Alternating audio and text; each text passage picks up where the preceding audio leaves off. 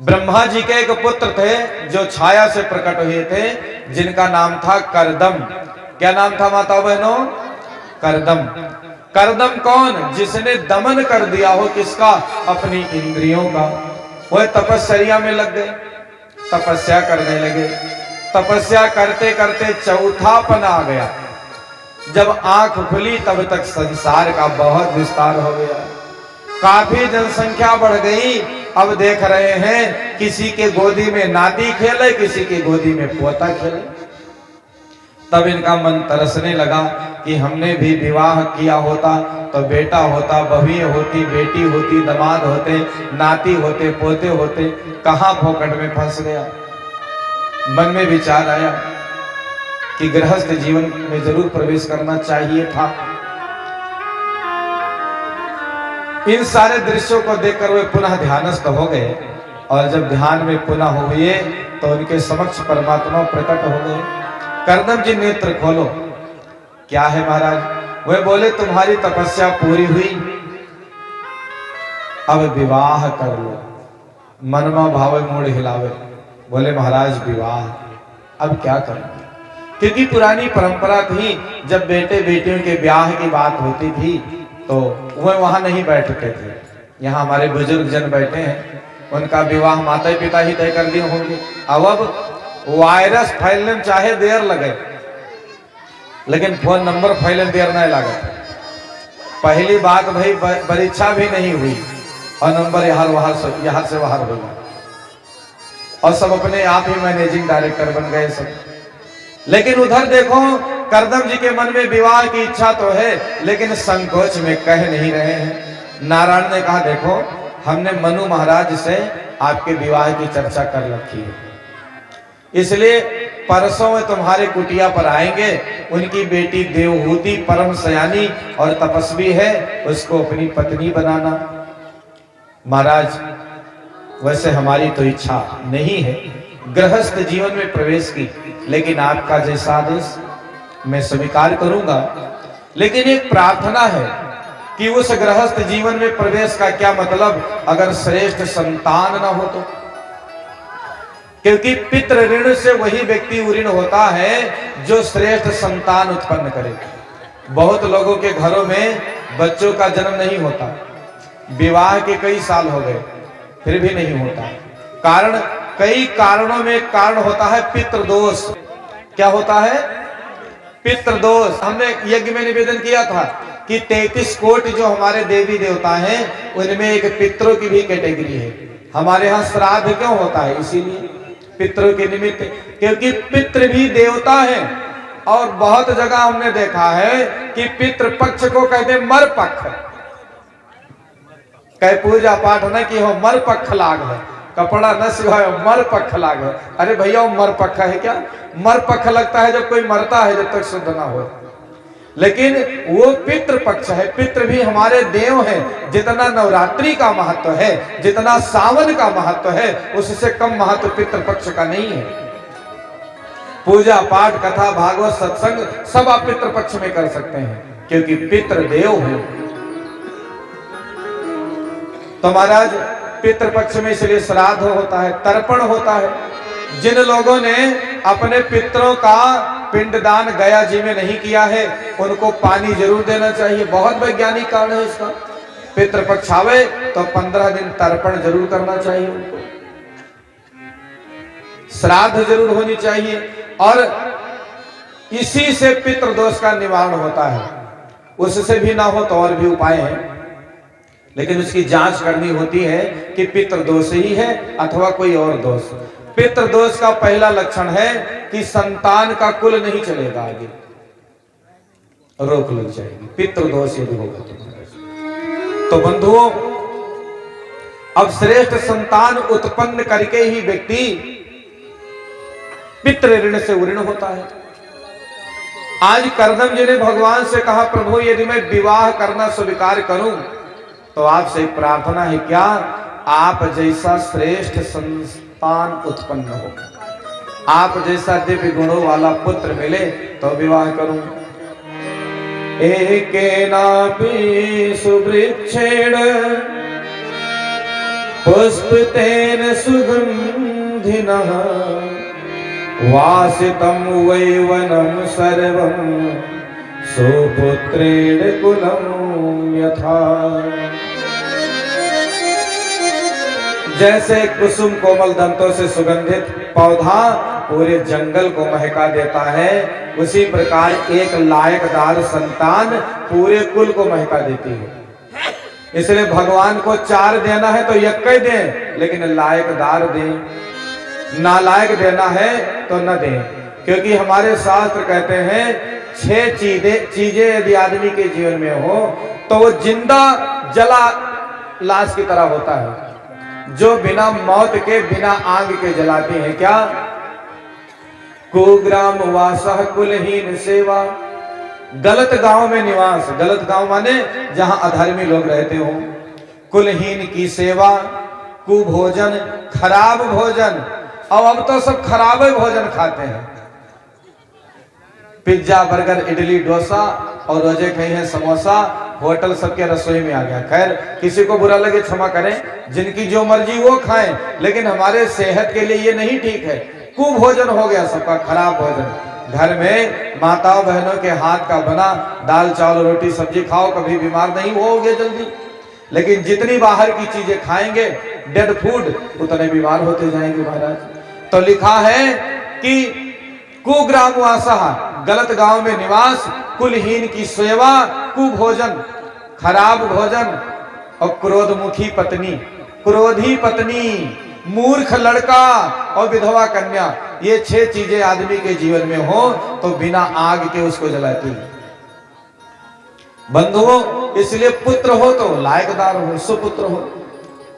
आगे हमारे शास्त्र कहते हैं, माता शत्रु पिता वैरी, एन बालो न पाठिता, न शोभते सभा मध्य, हंस मध्य बको यथा। वो माँ अपने संतान की शत्रु है। माता शत्रु पिता बैरी, एन बालो न पाठिता। वो माँ अपने संतान की शत्रु है, पिता बैरी है, जो अपने बच्चे को पढ़ावे नहीं। अब पढ़ावे का स्कूलिंग भेजे, वो तो पढ़ाना ही है, लेकिन सदाचार भी पढ़ाना है। बेटा बड़ों का पैर छुओ, गोली कंजा जुआ न खेलो, गाली गलौज न करो, ये तमाकू गुटखा बचपन से खाना न सीखो, ये भी पढ़ाना है। और जो ये ना सिखा पाया बच्चों को, वो माँ शत्रु है और पिता बैरी है। इसलिए तुम्हारा बच्चा किसी दूसरे से दोस्ती ना करे, अपने बेटे को अपने बेटियों को स्वयं दोस्ती करो। आप अपने बच्चों के दोस्त बनोगे तो बिगड़ेंगे नहीं। पर भैया को कहाँ फुर्सत है मामलेदारी से, ना तो उनको सोशल मीडिया से फुर्सत है, मोबाइल में घुसने। गांव पाएंगे तो जेब में हाथ डाले, यहाँ पंचायत करें 4 घंटा, वहां ये नहीं कहा घर में छोटे बच्चे हैं तो 1 घंटा उनके साथ भी बैठ करके कुछ बहादुरी की, महापुरुषों की गौरव गाथा सुना दे। तो बच्चा भी अपने मन की बात शेयर करे मम्मी पापा को, ना वो उनकी सुनना चाहते ना उनकी। अब बच्चा तरी घर से निकले 7-8 साल के लड़के दोस्ती करके गैंग बनाए घूमत है, और वह मांस की खरीदत खात है। बड़े हो गए तब माता पिता खोपड़ी पीट रहे, खोपड़ी पीटो, अब तो जिंदगी भर रोना ही है, क्योंकि जब कच्ची माटी थी तो समय दिया नहीं। इसलिए समय देंगे, संस्कार जैसा होगा बच्चे में, बड़ा होकर के वो संस्कार प्रस्फुटित हो जाएंगे। क्योंकि बचपन बहुत महत्वपूर्ण होता है। बचपन में जो गिनती पहाड़ा याद किया था आज भी याद है, मरते दम तक याद रहेगा। और बीच में बहुत कुछ पढ़ा, ये इधर आया उधर गया, क्योंकि बचपन में चाहे संस्कार या दुराचार जो सीखेंगे वो साथ में ही रहने वाला है। तो बंधुओं, अच्छी संतान हो, अच्छे संस्कार हो तो माता पिता को जीते जी स्वर्ग है। शास्त्र में लिखा है कि 28 प्रकार के नरक हैं। कितने? 28। हमारे धरती के 99,000 योजन की दूरी पर, कहा? दक्षिण में, धरती से नीचे 28 प्रकार के नरक हैं। उन 28 प्रकार के नरक में एक पून नामक नरक है। पून नामक नरक से आदमी को तब मुक्ति मिलती है जब लड़का अपने बाप को आग में जला करके बांस की लग्गी से यहां छेद कर देता है। अब अंत्येष्टि होती है, पंडित जी कहें कि बांसक लगिन घी बोल के छिड़क दो, घी छिड़कना नहीं रहता था। अंत्येष्टि में इसलिए होती है कि उस लग्गी से बाप की खोपड़ी फोड़ दी रहती है लड़के को। बच्चा जब पैदा होता है तो ये सबसे नरम रहता है, अम्मा तेल ठोक ठोक के मजबूत करती हैं। अब आदमी जब जलाया जाता है तो सबसे पहले यही नरम होता है, इसलिए उसका पुत्र उस लग्गी को बाप के कपाल में लगाता है, इसलिए उसका नाम है कपाल क्रिया। कपाल में लगा के छेद कर दिया, फिर घी भर दिया उसी में, तब बाप को पूर्ण नामक नरक से मुक्ति मिलती है। इसीलिए पुत्र होना आवश्यक है, लेकिन जिनका पुत्र कुपुत्र हो जाए, चाहे 20 लोटा घी भर दे, तो बाप को मुक्ति नहीं मिलने वाली। इसलिए संतान तो पैदा करते हैं गाय बैल, भैंस भी पैदा करती है, जीव जंतु सब संतान पैदा करते हैं, लेकिन संस्कार नहीं दे सकते। संस्कार केवल मनुष्य दे सकता है, लेकिन गधा पूरा गधा है, भैंस पूरी भैंस है, लेकिन आदमी पूरा आदमी नहीं है। जीवन तो मिल गया, लेकिन मानवता आई क्या? नहीं। इसलिए नर हो न निराश करो मन को, कुछ काम करो, कुछ काम करो, जग में रहकर कुछ नाम करो। यह जन्म हुआ किस अर्थ अहो, समझो जिसमें यह व्यर्थ न हो। जो काम हम लोग कर रहे हैं, ये आदमी का ही कर्म कर रहे हैं या पशुओं का?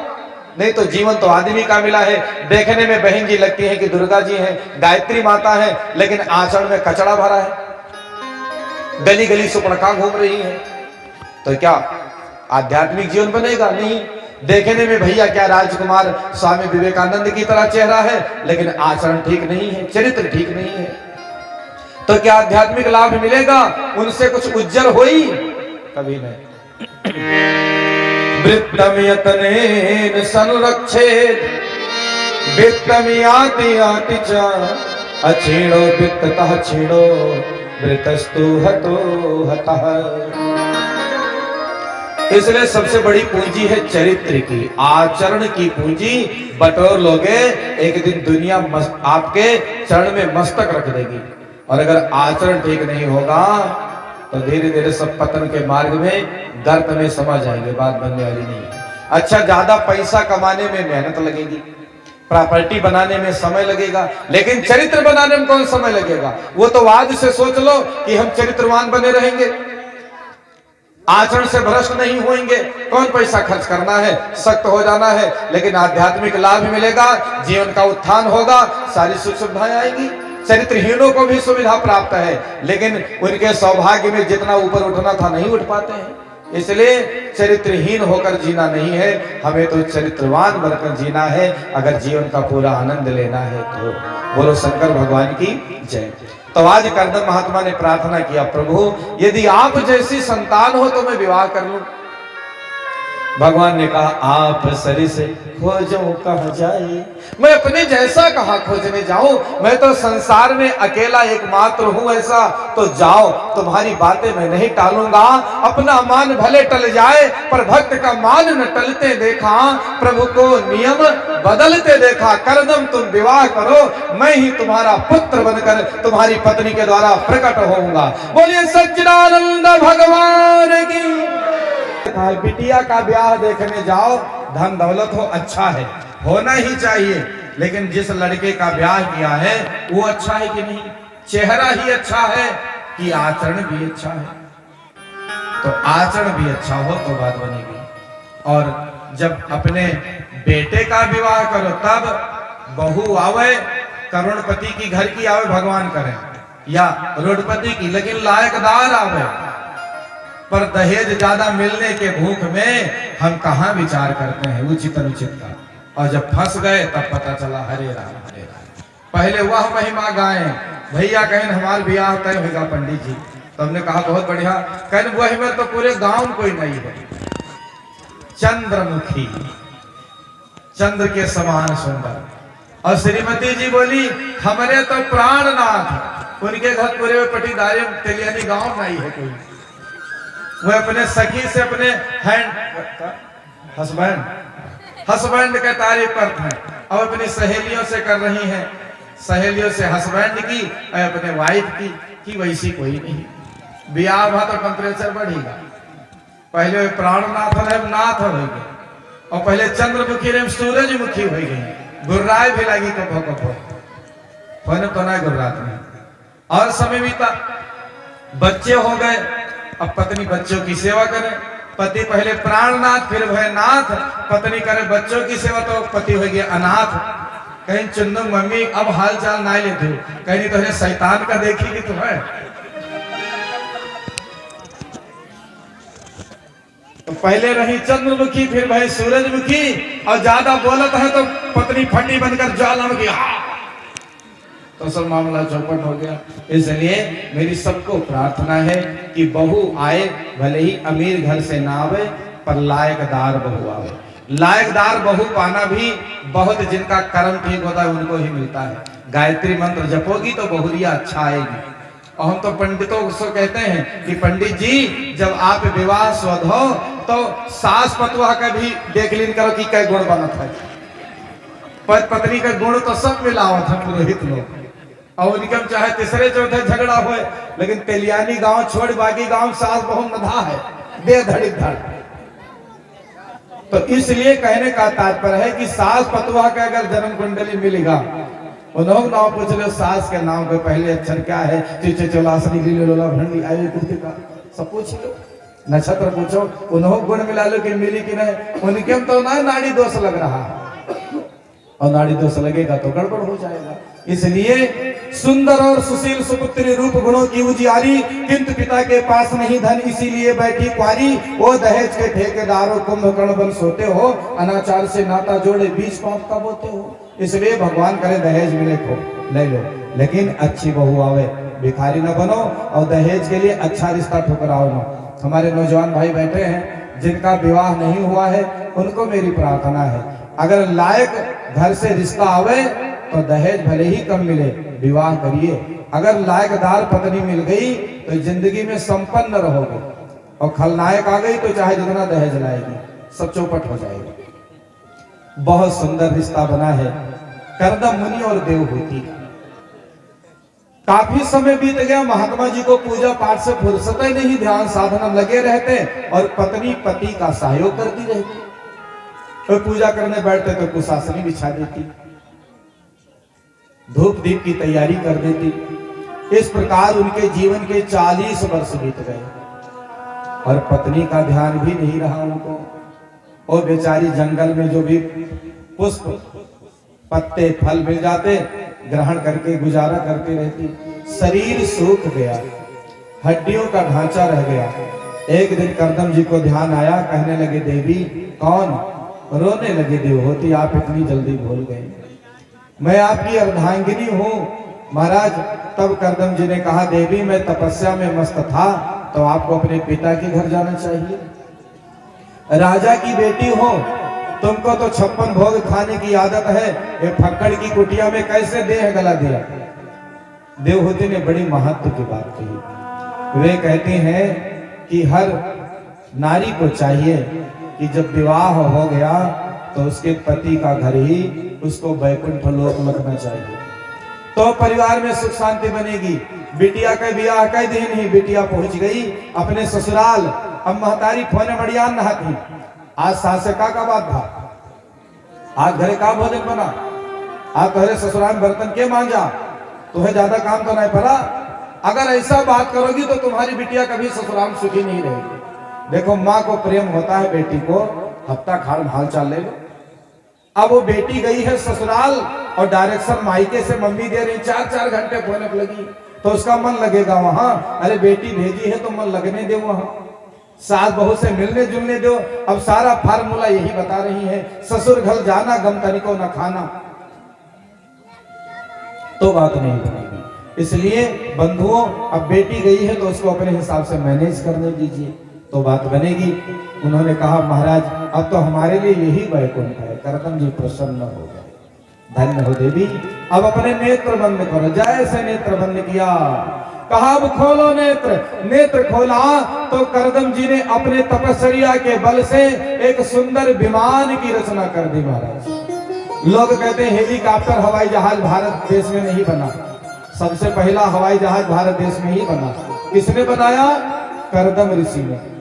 पर हमारी संस्कृति को, हमारे ग्रंथों को, हमारे जो तकनीक थे उनको विदेशियों ने चुरा लिया। 17वीं शताब्दी में जापान के लोग आए और हमारा सब वेद पुराण चाट के चले गए, पढ़ के, और उस पर अनुसंधान किया। तब पूरे संसार में एक बात फैली, जापान टेक्निकल मामले में बहुत आगे है। जापान का वैज्ञानिक कहता है हमारे पूर्वज ये सारा टिप्स भारत से लाए थे। अब हमको वेद पढ़ने नहीं है, गीता पढ़ने नहीं है, रामायण देखने नहीं है, बस केवल हम सोशल मीडिया पर ही फेसबुक और इंस्टाग्राम में फंसे अपनी खोपड़ी का विस्तार करना चाहते हैं। तो वहां केवल कचड़ा मिलेगा, अच्छे विचार कम मिलेंगे। अच्छा विचार चाहिए, भगवत गीता का एक मंत्र रोज पढ़ लो, रामायण की 2 चौपाई रोज पढ़िए। किताबों से अपने आप को जितना जोड़े रखेंगे उतना ही अच्छा रहेगा भविष्य। तो आज करदम जी ने एक सुंदर विमान रच दिया। कहा देवी ये सामने वाले तालाब में जाकर स्नान करो। जैसे देवहूति सरोवर में घुसी, हजारों देव कन्याओं ने पकड़ करके उनको डुबकी लगवाना शुरू कर दिया और दिव्य औषधियां शरीर में मालिश किया, रगड़ रगड़ करके जो महाराज एकदम बूढ़ी काया हो गई थी, तरुण कर दिया। 18 साल की युवती हो गई माता देवहूति। करदम मुनि महाराज तपस्या से 21 वर्ष के युवक हो गए।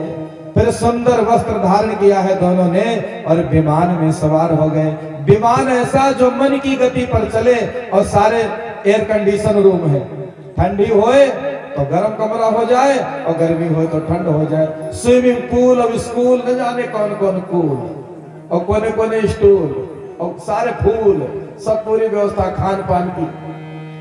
उसी में रहने लगे आराम से, आनंद पूर्वक। विमान उड़ रहा है, singing high, singing low, singing left and right, घूम रहे हैं। काफी समय बीत गया, आनंद पूर्वक जीवन व्यतीत किया है, सुख सुविधाएं प्रदान करी। पहले परीक्षा ली तब हम आप 10 रुपए का माटी का मटका खरीदते हैं तो मार के देखते हैं, टन टन टन, पक्का है तब लेंगे, 10 रुपया तब देंगे। और भगवान का नहीं चेक करेंगे कि झूठे चन्न लगाए बैठा है कि असली है, वो भी ठोकते हैं, पीटते हैं, कष्ट देते हैं। उसके बाद भी जो लगा रहा तो फिर मिल गया उसको महाराज, आनंद ही आनंद। समय बीता, करदम जी के बेटा तो हुआ नहीं, बिटिया हो गई 9। अब लो कर लो। विमान को रोका, देवी को कहा कि अब सुनो, आप बेटियों का लालन पालन करो, घर देखो, और मैं जा रहा हूं पुनः तपस्या करने। देवहूति ने कहा महाराज ये तो बेटियां हैं, इनका विवाह कर देंगे, विवाह हो जाने पर ये अपने ससुराल चली जाएंगी, तो बुढ़ापे में कौन सहारा बनेगा हमारा, एक पुत्र तो होना ही चाहिए। तब ध्यान आया करदम जी को कि भगवान ने कहा था कि मैं आपका पुत्र बन करके आऊंगा। प्रसन्न हो गए, धन्य हो महाराज, प्रभु की बातें कभी झूठी नहीं हो सकती। सो घर में ठहर गए, बेटियों का लालन पालन किया और 9 बेटियों का ब्याह कर दिया।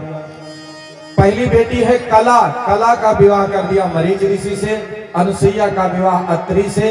महाराज श्रद्धा का विवाह अंगिरा ऋषि से। हविर्भू का विवाह पुलस्त ऋषि से। गति का विवाह पुलह से। महाराज क्रिया का विवाह क्रतु ऋषि से।